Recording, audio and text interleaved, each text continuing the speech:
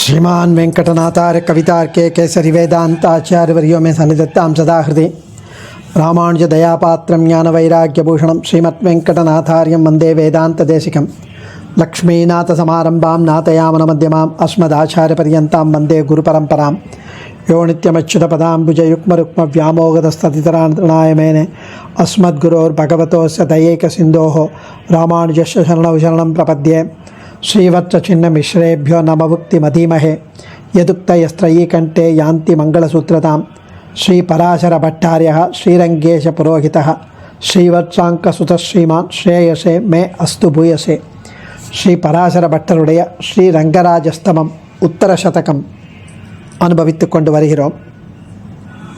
ஆச்சாரியன் அனுகிரகம் 42 ஸ்லோகம் உத்தர சதகத்தில் அனுபவிச்சாச்சு. இன்னைக்கு 43வது ஸ்லோகம். இந்த ஸ்லோகம் ரொம்ப அழகான ஸ்லோகம்.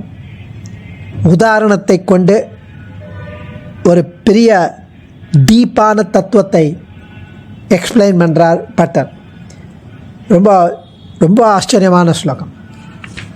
ஸ்வாதீனே சககாரி காரணகணே கர்த்துஷரீரே தவ போக்துஸ்வானுவிதாபராதவிதயோ ராஜ்ஞோ யதா சாசிதுः धातुर्वार्तिजने कटाक्षणमिव श्रीरङ्गसर्वस्वते स्रष्टुसृज्यदशाव्यपेक्षणमपि स्वातन्त्र्यमेवावहेत् स्वाधीने सहकारिकारणगणे कर्तुशरीरे तव भोक्तुस्वानुविधापराधविदयो राज्ञो यथा शासितुः धातुर्वार्तिजने कटाक्षणमिव श्रीरङ्गसर्वस्वते षष्टुसृज्यतशाव्यपेक्षणमपि स्वातन्त्र्यमेवावहेत्.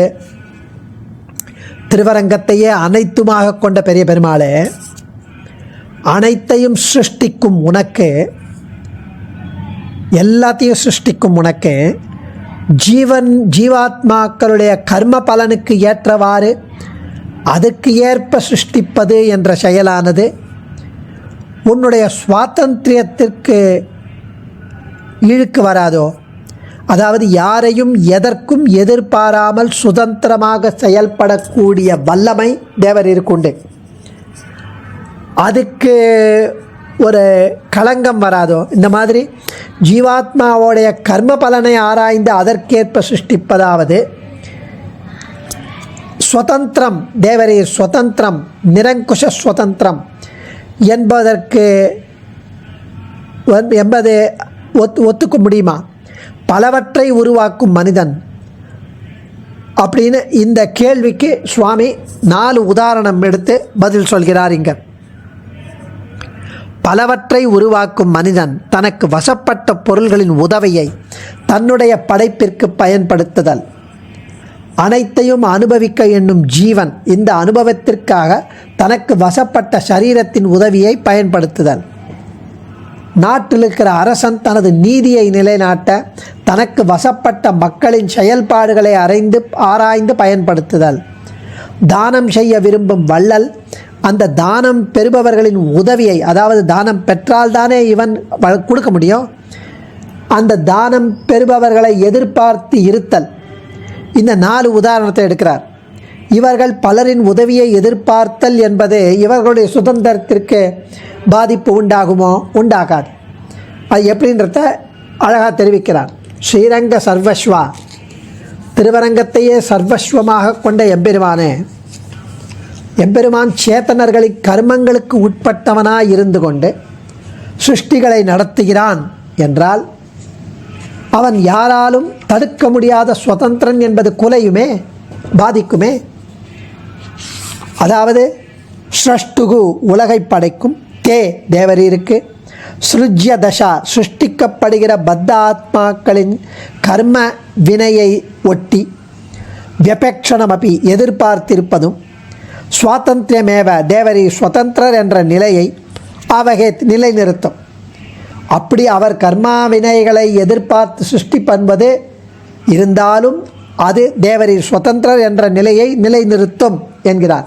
அது எப்படி நிலைநிறுத்தும்? பாதிப்பு வராதா அப்படின்னா, கர்த்துகு பானை துணி முதலிய பொருள்களை செய்யும் குயவன் நெசவாளன் முதலியவனுக்கு சுவாதீனே தனக்கு வசப்பட்ட சககாரி காரண கணே அந்த பொருளை செய்ய உதவும் கொம்பு சக்கரம் அந்த வீல் முதலான காரணங்களில் உண்டான கட்டாட்சணம் இவ எதிர்பார்ப்பை போல பொக்துகு நன்மை தீமைகளை அனுபவிக்கும் ஜீவனுக்கு சுவாதீனே தனக்கு அதீனமான ஷரீரே உடலில் உண்டான கட்டாட்சணம் இவ எதிர்பார்ப்பை போல சாசித்துகு எல்லாரையும் கட்டுப்படுத்துபவனான ராஜ்ஞகா ராஜாவுக்கு அரசனுக்கு ஸ்வ அனுவிதா அபராத விதையோகோ தன்னை அனுசரித்திருப்பதும் தன்னிடத்தில் குற்றம் செய்வதுமாகிய காரியங்களில் உண்டான கட்டாட்சணம் யதா எதிர்பார்த்தல் போலவும் தாத்துகு வழங்கும் வள்ளலுக்கு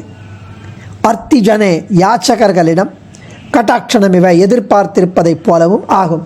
இந்த 4 உதாரணத்தை சொல்லி பெருமாளுக்கு இந்த கர்ம வினையை ஜீவாத்மாக்களிடம் எதிர்பார்த்து அவர்களை சிருஷ்டிப்பது அவனுடைய சுதந்திரத்தன்மைக்கு பாதிப்பு வராது அப்படின்னு இந்த 4 உதாரணத்தை சொல்லி பண்ணுறார். எப்படின்னா, சர்வஸ்வதந்திரனாக சாஸ்திரங்களால் அறியப்பட்ட பகவானும் சேத்தனர்களின் கர்ம வினைக்கு ஏற்ப சிருஷ்டி செய்கிறார், கர்ம வினைகளையே எதிர்பார்க்கிறார் என்றால் எம்பெருமானுடைய சுவாதந்திரத்திற்கு குறை வராதா என்ற கேள்வி, பாதிப்பு வராதா?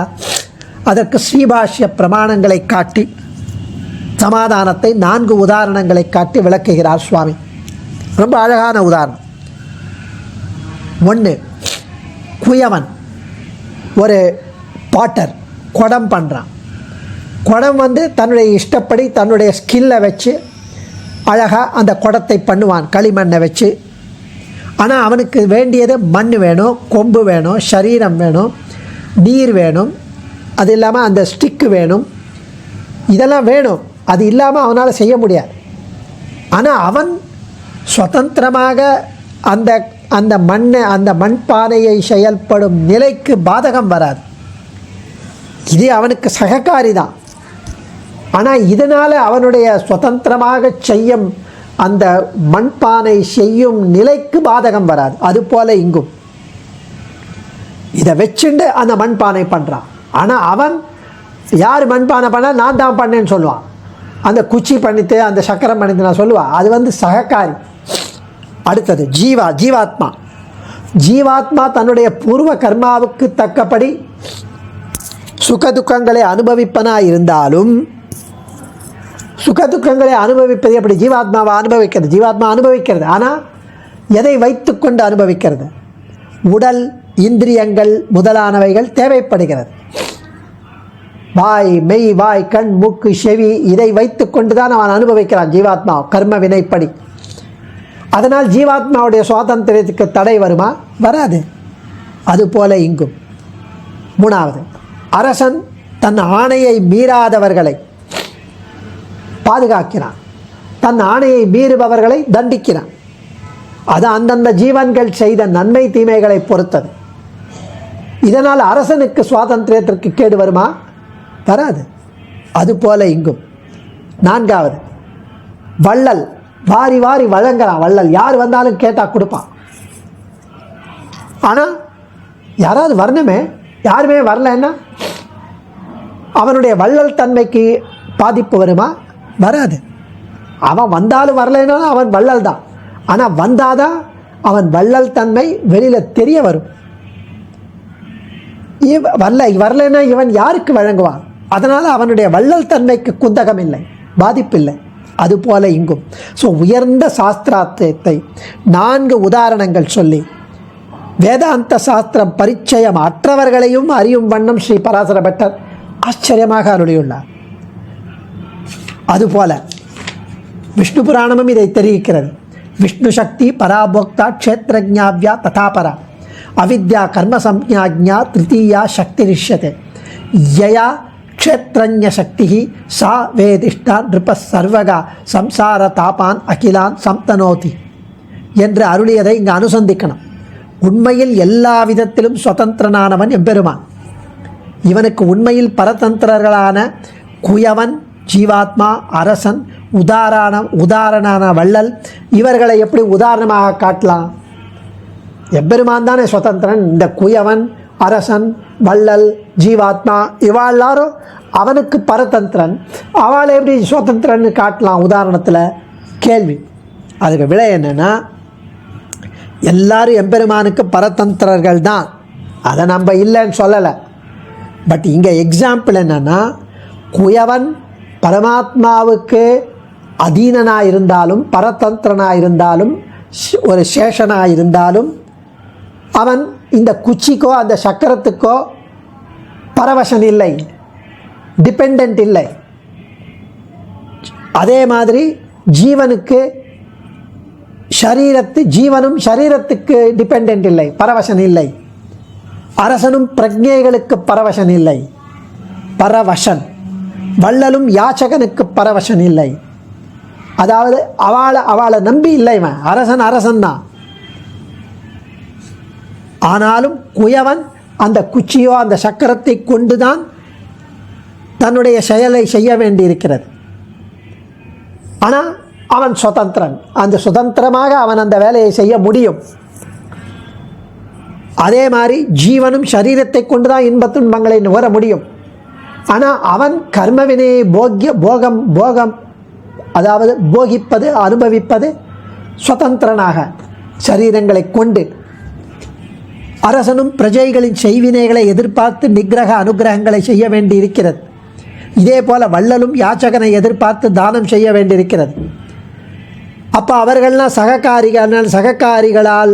சககாரிகளின் பராதீனரா, சககாரிகளின் சேஷனா? அவர்கள் இல்லையே, சுதந்திரர்கள் தான் அவர்கள். அதே போல இங்கும் ஜீவன் செய்த கர்ம வினைகளை எதிர்பார்த்து எம்பெருமான் அவர்களின் ஏற்றத்தாழ்வுகளை சிருஷ்டிகளை அமைக்கிறான் என்று கூறினால் எம்பெருமான் சுவாதந்திரத்துக்கு பங்கம் வருமோ? வராது. அதை காட்டுவதற்குத்தான் இந்த ஸ்லோகம். தனது உடலாக அமைந்த மூல பிரகிருதியிலிருந்து ஜெகத் சிருஷ்டிகளை பகவான் செய்கிறான். சாட்சாட்ச உபயாம் நானாத் பிரம்மசூத்திரம் 1:4-25 தெரிவிக்கிறது. அங்கே ஸ்ரீ பாஷ்யக்காரர் எடுத்து உதாகரித்தார்.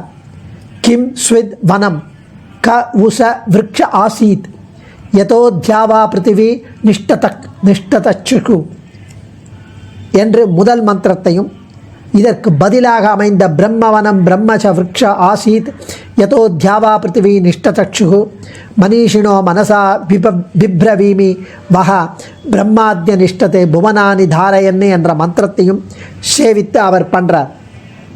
ஸோ இந்த இடத்துல இந்த ஸ்லோகத்தின் தாத்பரியம் ரொம்ப அழகாக உதாரணங்களை கொண்டு தெரிவிக்கிறார் சுவாமி. அடியேன் தன்யோஸ்மி.